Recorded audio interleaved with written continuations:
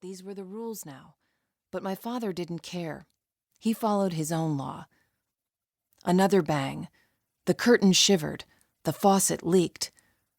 One by one, tiny bits of water traced the metal ring of the rusted spout. A clear pendant dangled on the rim, then silently let go and fell, crashing against the tub floor. With each collision, sound burst open. Every drop a broadcast to my ear, shouting, "She's in here! Becky is hiding in here!" Martin huddled next to me, his arms wrapped around his legs.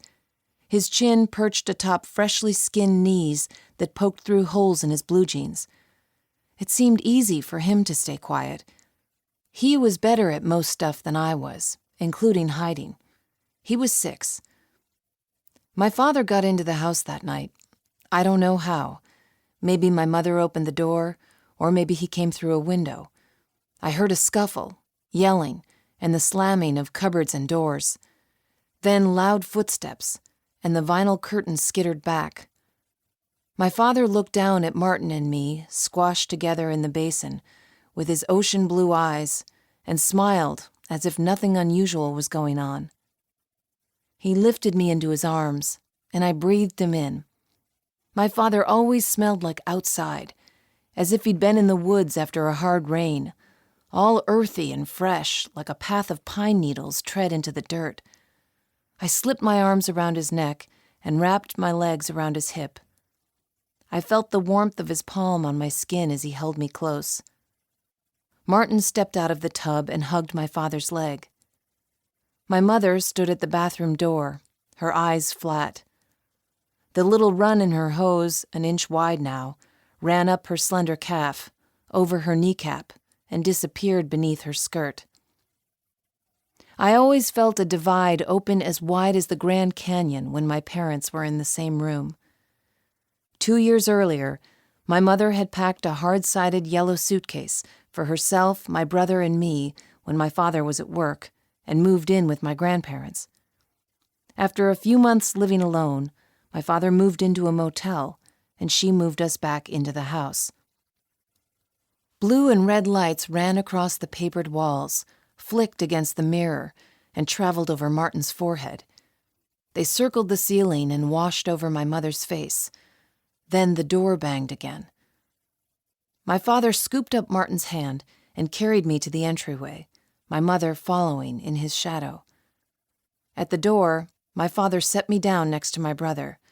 Then he tucked in his shirt, straightened his tie, and smoothed down his hair before turning the knob. Cold air rushed in, and goosebumps traveled up my legs in a wave. I pushed closer to Martin, his shoulder warm against mine.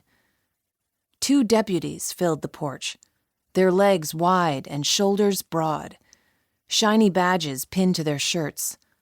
Coiled cords hung from walkie-talkies that clipped on their collars. Loaded belts sat low on their hips. Leather straps held pouches, clanking keys, long flashlights, metal batons, and guns. Black-handled revolvers, polished and holstered.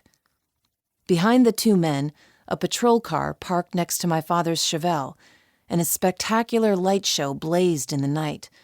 Red and blue streaks spiraled over trees, flashed through neighbors' windows and across their doors. My father said hello with a "Hey there" and "Nice to see you."